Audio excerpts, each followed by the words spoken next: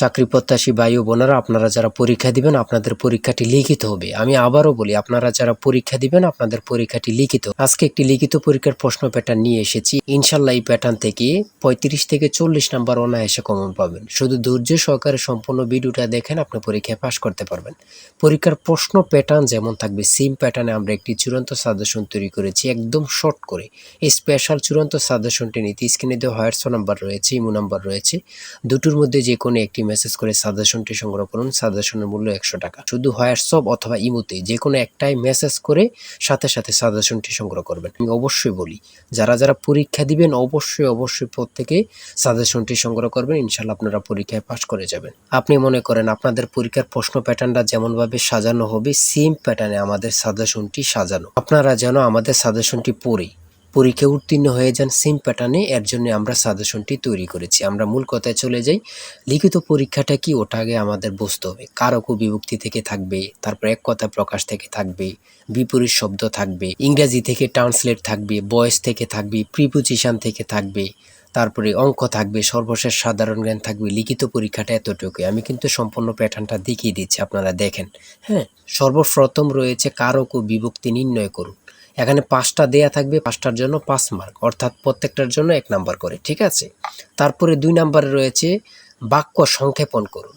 বাক্য সংক্ষেপণ করুন, এখানে 5টা দেয়া থাকবে, 5টার জন্য 5 মার্ক কিন্তু আপনারা পেয়ে যাবেন। তারপরে 3 নাম্বারে রয়েছে অর্থসহ বাক্য রচনা করুন। অর্থসহ বাক্য রচনা করুন বাক দ্বারা।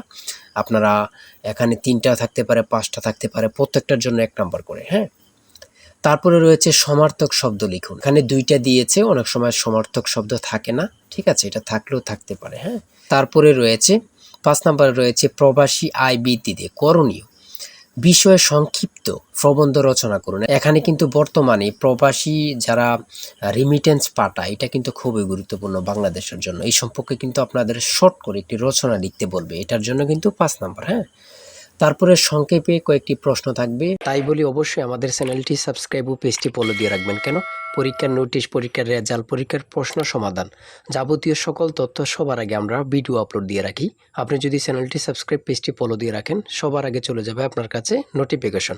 মনে করেন আপনি পরীক্ষা দিয়েছেন, পরীক্ষার প্রশ্ন সমাধান দেখিয়ে দিব, তারপরে রেজাল্টের অপেক্ষা করা লাগবে না, আমাদের চ্যানেলে পেয়ে যাবেন, সকল তথ্য পেয়ে যাবেন, এবং কি নতুন নতুন চাকরির তথ্য পেয়ে যাবে। সার্কুলার দেওয়ার সাথে সাথে আমাদের চ্যানেলে আপলোড দেওয়া হবে। আপনি শুধু আমাদের চ্যানেলটি সাবস্ক্রাইব, পেজটি ফলো দিয়ে রাখলে সবার আগে চলে যাবে আপনার কাছে নোটিফিকেশন। তাই অবশ্যই চ্যানেলটি সাবস্ক্রাইব, পেজটি ফলো দিয়ে আমাদের মেম্বার সদস্য আমাদের সাথে থাকবেন। সংক্ষিপ্ত প্রশ্নের উত্তর দিন। এখানে 5টা থাকবে, 6টা থাকবে, যতটা প্রশ্ন থাকে অতটা প্রশ্নের মান কিন্তু 1 করে। হ্যাঁ,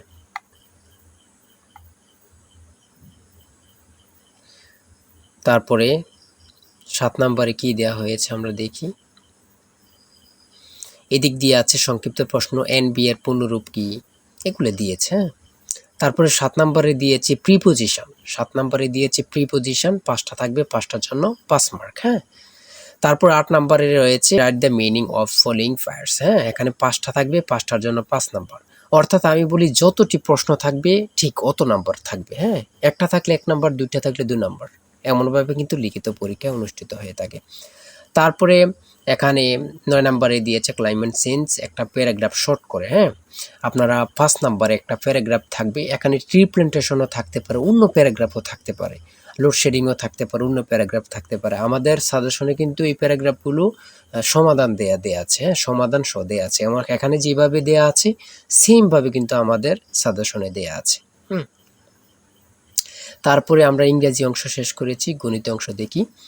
500 মিটার লম্বা একটি ট্রেন 30 কিলোমিটার ঘন্টা গতিতে চলছে। 250 মিটার লম্বা একটি স্টেশন অতিক্রম করতে ট্রেনটির কত সময় লাগবে? এখানে যেমনভাবে প্রত্যেকটি অঙ্ক ইংরেজি, বাংলা সকল কিছুর ব্যাখ্যা দেয়া আছে, সেমভাবে কিন্তু আমাদের সাজেশনে ব্যাখ্যা দেয়া আছে। হ্যাঁ, এগুলো আপনারা দেখে নেন, সমাধানটা দেয়া আছে।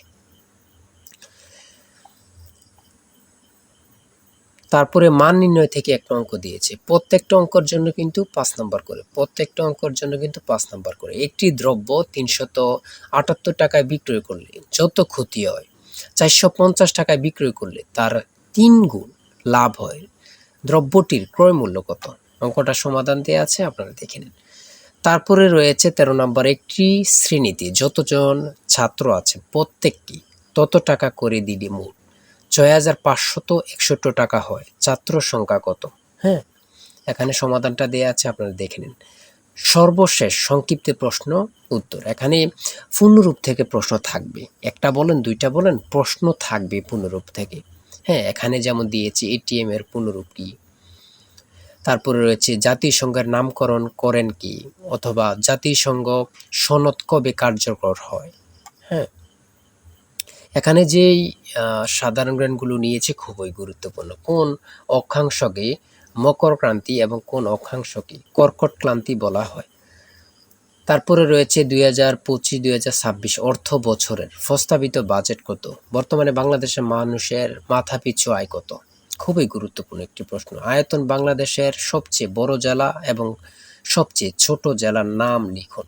খুবই গুরুত্বপূর্ণ। বর্তমানে যে প্রশ্নগুলো আসে সেগুলো নিয়ে কিন্তু আমাদের সাজেশনটি রচিত। তারপরে রয়েছে জাতীয় স্মৃতিসৌধ ও কেন্দ্রীয় শহীদ মিনারের স্থপতি কে।